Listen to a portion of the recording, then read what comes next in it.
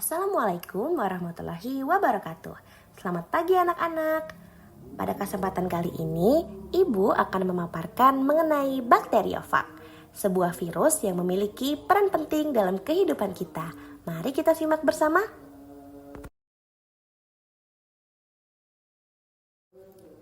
Bakteriofag atau fag adalah virus yang khusus menginfeksi dan mereplikasi dalam bakteri. Nama bakteriofag berasal dari bahasa Yunani, di mana bakterio berarti bakteri dan fag berarti pemakan, sehingga dapat diartikan sebagai pemakan bakteri.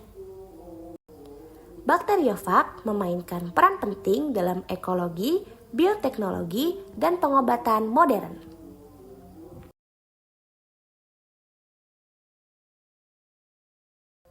Bakteriofag memiliki struktur yang bervariasi, tetapi umumnya terdiri dari 3 bagian utama. Yang pertama ada kepala atau kapsid, berisi materi genetik baik DNA atau RNA yang dilindungi oleh lapisan protein yang disebut kapsid. Bentuk kepala bisa berupa ikosahendral atau helix. Bagian yang kedua yaitu ekor. Bagian ekor digunakan untuk menempel pada bakteri inangnya dan memasukkan materi genetik ke dalam sel bakteri. Ekor ini bisa berbentuk kontraktil atau non-kontraktil. Dan yang ketiga yaitu serabut ekor atau tail fibers. Berfungsi untuk mengenali dan menempel pada permukaan bakteri.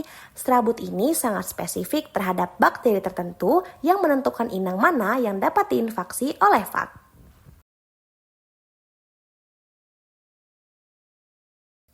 Bakteriofag dapat bereplikasi melalui 2 jenis siklus hidup utama. Yang pertama, siklus litik. Siklus ini diawali dari penempelan, yaitu fag menempel pada permukaan bakteri melalui interaksi antara serabut ekor dan reseptor spesifik di permukaan bakteri. Yang kedua, penetrasi.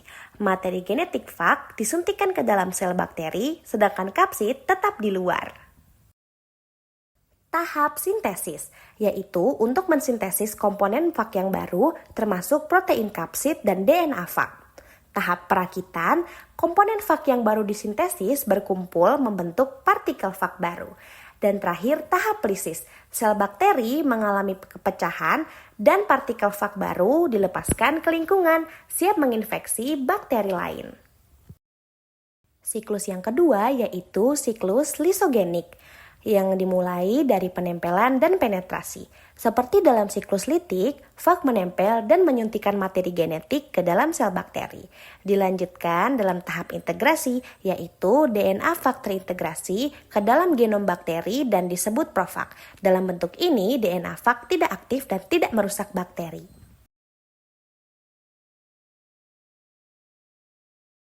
Bakteriofag dikelompokkan berdasarkan struktur dan sifat genetiknya.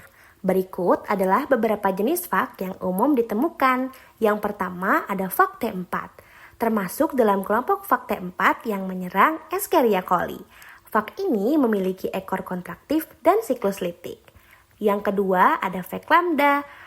Bakteriofag ini juga menyerang E. coli loh dan sering digunakan dalam penelitian genetik. Yang ketiga ada fag M13, berbentuk filamen dan memiliki siklus litik namun tidak menyebabkan lisis total pada bakteri, digunakan dalam teknik rekayasa genetik. Dan fag terakhir yaitu P1 dapat menginfeksi beberapa spesies bakteri dan digunakan dalam transduksi gen. Kesimpulannya, bakteriofag adalah virus yang menginfeksi bakteri, memiliki struktur unik dan dapat bereplikasi melalui siklus litik dan lisogenik. Bakteriofag memainkan peran penting dalam ekologi, bioteknologi, dan pengobatan dengan aplikasi yang luas dari terapi infeksi hingga penelitian genetik. Memahami peranan aplikasi bakteriofag memberikan wawasan penting tentang potensinya dalam menyelesaikan berbagai masalah kesehatan dan lingkungan. Terima kasih anak-anak telah mempelajari ilmu baru mengenai bakteriofag. Insya Allah ilmu ini dapat bermanfaat. Wassalamualaikum warahmatullahi wabarakatuh. Sampai bertemu lain waktu.